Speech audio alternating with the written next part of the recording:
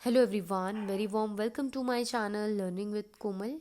तो आज की वीडियो में हम करने जा रहे हैं 2 मार्क्स के हमारे कॉर्पोरेट के क्वेश्चंस।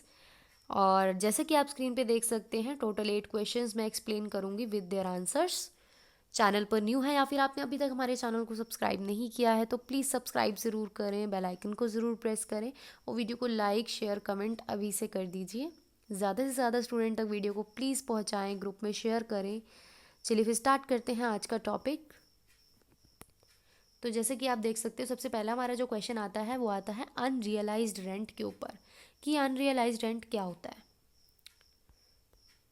तो if the owner of a house can not recover full amount of rent from tenant, कि हाउस का जो ओनर है ना, वो रेंट की पूरी अमाउंट अगर कवर नहीं कर पाता, टेनेंट से, किराएदार से वो पूरी अमाउंट नहीं ले पाता, तो वो जो अनरिकवर्ड अमाउंट होगी वो हमारी अनरियलाइज्ड रेंट कहलाएगी। तो unrealized rent shall not form part of annual value. तो वो जो रेंट हमें मिला नहीं, यानी कि वो अनरियलाइज्ड रेंट जो होगा ना, वो हमारे एनुअल वैल्यू का पार्ट नहीं पड़े बनेगा। एनुअल वैल्यू क्या होता है? एनुअल वैल्यू, जब हम इनकम फ्रॉम हाउस प्रॉपर्टी निकालते हैं तो हम एनुअल वैल्यू पर ही जो है वो टैक्स लगाते हैं। तो हमारे एनुअल वैल्यू का वो पार्ट नहीं बनेगा, यानी कि जो आपको रेंट रिसीव हुआ ही नहीं वो आप अपनी एनुअल वैल्यू में इंक्लूड नहीं करेंगे। तो अब ऐसा करने के लिए मतलब कुछ कंडीशंस भी सेटिस्फाई होनी ज़रूरी है। तो वो कंडीशंस क्या हैं? कि टेनेंसी इज़ बोनाफाइड और जेन्युइन। कहने का ये मतलब है कि टेनेंसी इज़ बोनाफाइड और जेन्युइन का ये मतलब है कि आपने सच में किराए पे चढ़ाया था और सच में आपको वो रिसीव नहीं हुआ अमाउंट, है ना, जेन्युइन होनी चाहिए वो। उसके बाद the defaulting tenant has vacated और step have been taken to compel him to vacate the property. कहने का ये मतलब है कि अगर किराएदार किराया नहीं दे रहा, डिफ़ॉल्टर है वो, तो आपको उसको वैकेट यानी कि अपनी प्रॉपर्टी खाली करने के लिए बोल देना चाहिए, कंपेल करना चाहिए, यानी कि उसको मजबूर कर दीजिए कि वो आपकी प्रॉपर्टी जो है वो छोड़ दे, वैकेट कर दे, खाली कर दे मकान, अगर वो किराया नहीं दे रहा तो। उसके बाद the defaulting tenant is not in occupation of any other property of the assessee. साथ में जो वो डिफॉल्टिंग टेनेंट है, मतलब वो किराएदार, वो असेसी की कुछ दूसरी प्रॉपर्टी का जो है ऑक्यूपेशन उसके पास नहीं होना चाहिए। ऐसा नहीं होना चाहिए कि उसने दूसरी प्रॉपर्टी पे भी ऑक्यूपाई कर रखा है। साथ में assessee has taken all reasonable step, और असेसी ने जो है सब स्टेप्स जो है रीजनेबल ले लिए ताकि जो है उसको अनपेड रेंट की रिकवरी हो जाए, लेकिन फिर भी उसको रेंट नहीं मिल पाता। और असेसिंग ऑफिसर अगर इस बात से सेटिस्फाई हो जाता है तो जो है अनरियलाइज्ड रेंट यानी कि वो एनुअल वैल्यू में इंक्लूड नहीं होगा। उसके बाद नेक्स्ट क्वेश्चन आता है, जैसे कि आप देख सकते हैं क्वेश्चन नंबर सेकंड हमें यहाँ पे गिवन है इनकम फ्रॉम अनएक्सप्लेन्ड सोर्सेज। तो ये इनकम फ्रॉम अनएक्सप्लेन्ड सोर्सेज क्या है वो हम स्टडी करेंगे। तो अनएक्सप्लेन्ड इनकम का मतलब है any income for which assessee do not have valid explanation about the nature and source or the assessing officer is not satisfied with the explanation। कहने का ये मतलब है ऐसी इनकम जिसके जिसके बारे में असेसी के पास कोई एक्सप्लेनेशन ही नहीं है कि वो इनकम उसको कैसे हुई, उसके, है ना, उसके पास कोई एक्सप्लेनेशन ही नहीं है उस इनकम के बारे में, या फिर अगर उसने कुछ एक्सप्लेनेशन बना के दी भी है तो असेसिंग ऑफिसर जो है उस एक्सप्लेनेशन से सेटिस्फाई नहीं है, तो वो होती है अनएक्सप्लेन्ड इनकम। तो under the provisions of income tax act 1961 unexplained income जो है वो इन सेक्शन से डील करती है।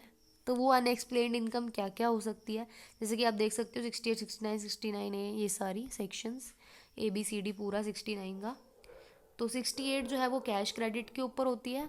उसके बाद 69 जो है आपकी अनएक्सप्लेन इन्वेस्टमेंट हो गई, अनएक्सप्लेन मनी हो गई, amount of investment not fully disclosed, कि आपने अपनी अमाउंट जो इन्वेस्ट कर रखी है वो आपने ढंग से फुल्ली अच्छी तरीके से डिस्क्लोज नहीं करी, आपने दिखाया नहीं अपनी बुक्स ऑफ अकाउंट्स में, या फिर अनएक्सप्लेन्ड एक्सपेंडिचर, या आपने कुछ ऐसा खर्चा कर दिया जो अनएक्सप्लेन है, या फिर आप असेसिंग ऑफिसर को बता ही नहीं पा रहे कि आपने खर्चा कैसे कर दिया, या फिर अमाउंट बोरोड और रीपेड ऑन हुंडी। तो ये सारी अमाउंट जो है वो अनएक्सप्लेन्ड सोर्स से की इनकम होंगी। उसके बाद अगला क्वेश्चन आता है इनकम टैक्स क्रेडिट का। तो टैक्स क्रेडिट के ऊपर क्वेश्चन आया था 2 मार्क्स में, और तो इसके बारे में क्या गिवन है। तो income tax credit is a popular form of tax credit. Okay, तो इफ़ एन, तो बेसिकली टैक्स क्रेडिट है क्या। If an individual is invariably charged more tax than their actual liabilities due to various factor, कि individual assessee ने ना ज़्यादा tax उसको उसके ऊपर चार्ज हो गया इनवेरिएबली। कहने का ये मतलब है उसकी लाइबिलिटी जो एक्चुअल में बनती थी ना, उससे ज़्यादा उसने टैक्स पे कर दिया कुछ फैक्टर्स की वजह से। तो अब वो जो उसने ज़्यादा अमाउंट पे करी है, यानी कि वो जो एक्सेस अमाउंट उसने टैक्स की पे करी है, वो अमाउंट उसके लिए टैक्स क्रेडिट के लिए अवेलेबल रहेगी। कहने का ये मतलब है कि अब देखो उसने ज़्यादा टैक्स पे कर दिया, राइट।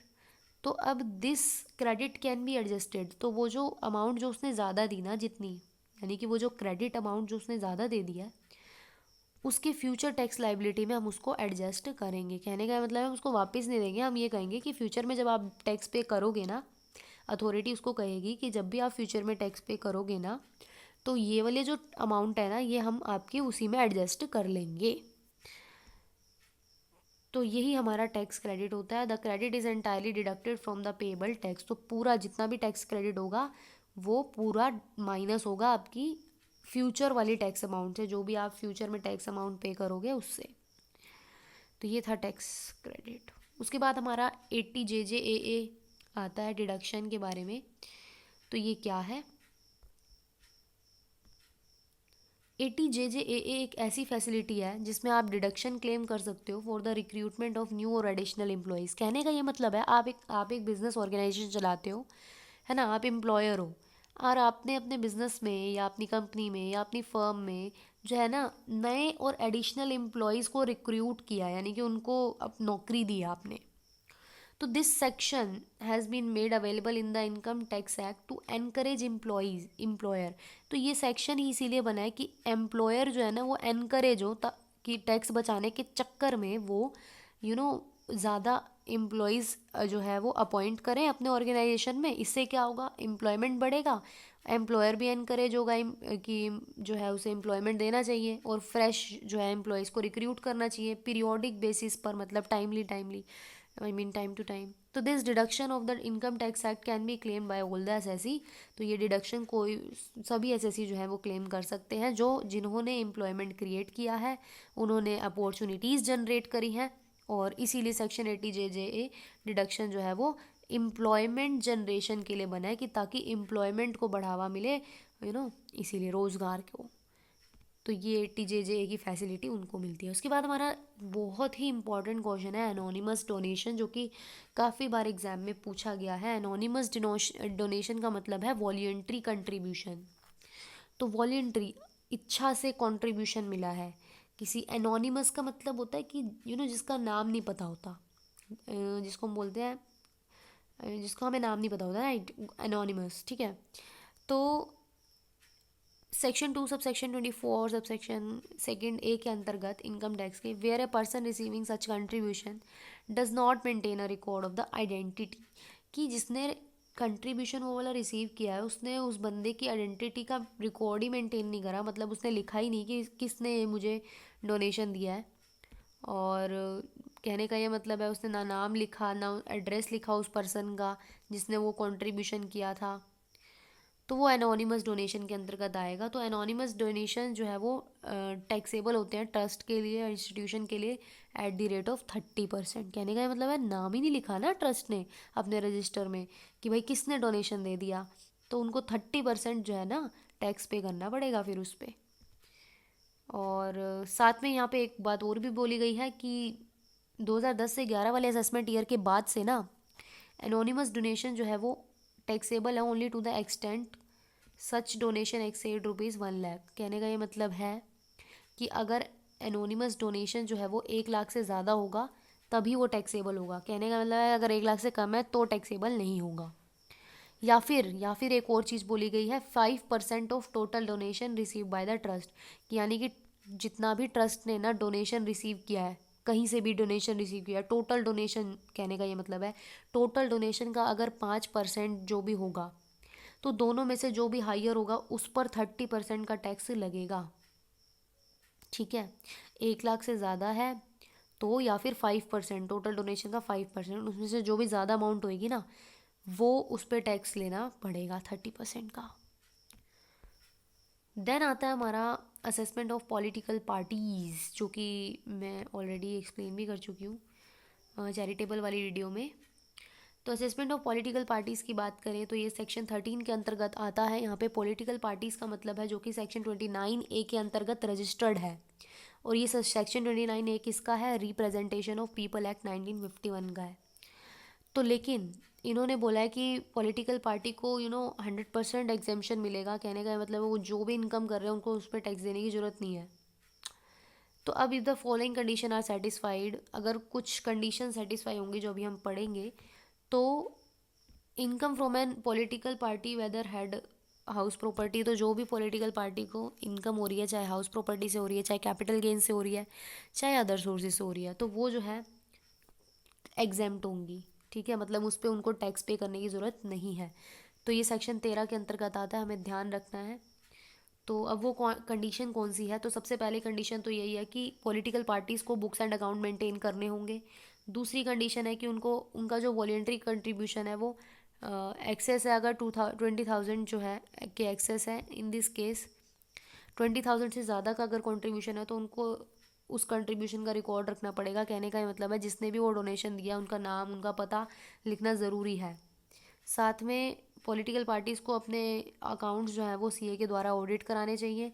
उसके बाद उनको इलेक्ट्रॉनिकली अपनी ऑडिट रिपोर्ट फर्निश करनी चाहिए। कहने का मतलब है सीए के द्वारा जब उन्होंने ऑडिट करा लिया अपने अकाउंट्स को, उसके बाद वो रिपोर्ट उनको इलेक्ट्रॉनिकली फर्निश करनी है आईटीओ को, यानी कि इनकम टैक्स डिपार्टमेंट को। उसके बाद डोनेशन इन एक्सेस ऑफ 2,000, अगर डोनेशन 2,000 से ज़्यादा का है तो इलेक्ट्रॉनिक होना चाहिए, इलेक्ट्रॉनिक मीन्स से मिलना चाहिए। कहने का मतलब है कैश में नहीं मिलना चाहिए। अगर कैश में मिला 2,000 से ज़्यादा का डोनेशन अगर कैश में मिलता है तो एग्जेम्पशन नहीं मिलेगी। एग्जेम्पशन तभी मिलेगी जब 2,000 से ऊपर पैसे जो होंगे, जो भी डोनेशन होगा वो बैंक के थ्रू, इलेक्ट्रॉनिक मींस के थ्रू जो है ट्रांसफ़र होने चाहिए पॉलिटिकल पार्टी को, तभी एग्जेम्पशन मिलेगी। उसके बाद furnishing of return, section 139(4)B के अंतर्गत रिटर्न फाइल करना ज़रूरी है पॉलिटिकल पार्टीज़ को, अगर उनको एग्जेम्पशन लेनी है तो। उसके बाद इलेक्शन कमीशन को फर्निश करनी पड़ेगी रिपोर्ट। और उसके बाद ये थे हमारे प्रोविजंस पॉलिटिकल पार्टी से रिलेटेड। देन आता है हमारा यूनिलेटरल। यूनिलेटरल नाम से क्या पता चल रहा है कि कोई एक पार्टी रिलीफ दे रही है, यूनी नाम से पता चल रहा है वन। यूनिलेटरल रिलीफ क्या होता है, 91 के अंतर्गत आता है, इनकम टैक्स एक्ट 1961 में, जो कि ये प्रोवाइड करता है unilateral relief against double taxation. हमने जब डबल टैक्सेशन वाला चैप्टर पढ़ा था तो हमने पढ़ा था ना कि एसएससी को जब आउटसाइड इंडिया इनकम रिसीव होती है तो इंडिया में भी उसको टैक्स पे करना पड़ता है, और वहाँ जिस कंट्री में उसको रिसीव हुई वहाँ पे भी उसका टीडीएस कटता है, यानी कि टैक्स पे करना होता है उसको। तो अब डबल टैक्सेशन का थोड़ी राहत जो है वो मिलती है एसएससी को। तो यूनिलेटरल का कहने का ये मतलब है, यूनिलेटरल रिलीफ का ये मतलब है कि जब हमारी कंट्री जिस कंट्री से उस एसएससी को इनकम हुई उससे किसी भी प्रकार का एग्रीमेंट नहीं है, तो ये वाला यूनिलेटरल रिलीफ दिया जाता है। तो इसके प्रोविज़न के अंतर्गत an individual can be relieved of being tax twice by the government. तो यहाँ पे अगर गवर्नमेंट मतलब उसने 2 बार टैक्स पे किया है तो वहाँ यहाँ पे रिलीफ दिया जाता है, उसको थोड़ा राहत मिलती है। तो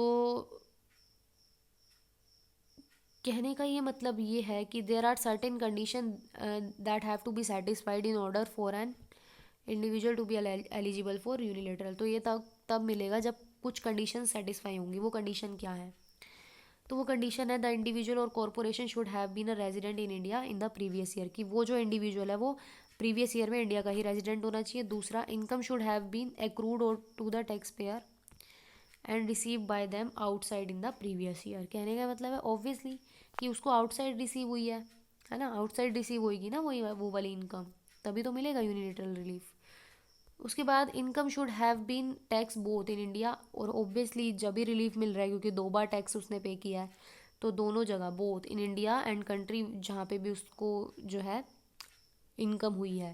तो यहाँ पे एक लाइन लिखी है which there is no DTTA। इसका ये मतलब होता है डबल टैक्सेशन अवॉइडेंस एग्रीमेंट अगर हमारा नहीं है उस कंट्री के साथ और उस असेसी ने दोनों जगह पे करा है तो यूनिलेटरल रिलीफ उसको मिल जाएगा, यानी कि हमारी कंट्री से उसको राहत मिल जाएगी टैक्स की। इंडिविजुअल और corporation should have paid tax in that foreign country. Obviously उस फॉरेन कंट्री में उसको पे करना पड़ेगा टैक्स, तभी तो उसको रिलीफ मिलेगा।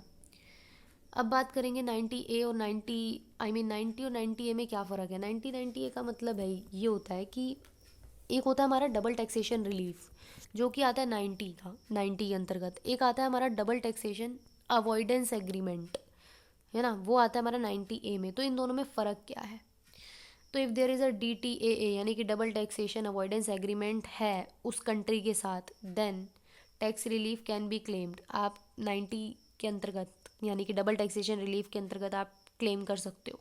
लेकिन अगर हमारा कोई एग्रीमेंट ही नहीं है उस कंट्री के साथ, यानी कि जिस कंट्री में एसएससी को रिसीव हो रही है इनकम, तो जो है 90A के अंतर्गत आएगा। ओ एक मिनट, सॉरी, ओ यूनिलेटरल बोल दिया मैंने, सॉरी। 90A का दोबारा से बोलूँगी। 90A का मतलब है कि the DTAA is with the specified association. तो DTAA कहने का मतलब है, दोबारा से एक क्वेश्चन ये वाला दोबारा से समझेंगे कि अगर DTAA जो है, अगर यानी कि डबल टैक्सेशन अवॉइडेंस एग्रीमेंट हमारा उस कंट्री के साथ है तो हमें डबल टैक्सेशन रिलीफ जो है वो 90 सेक्शन 90 के अंतर्गत मिल जाएगा। लेकिन इफ़ द DTAA जो है हमारा स्पेसिफाइड एसोसिएशन के साथ है, कहने का मतलब है उस कंट्री के कुछ एसोसिएशंस के साथ हमारा एग्रीमेंट है, तो 90A के अंतर्गत क्लेम कर सकते हैं। तो ये था 90 और 90A के बीच का फ़र्क। वीडियो को लाइक शेयर कमेंट करें। Thank you so much.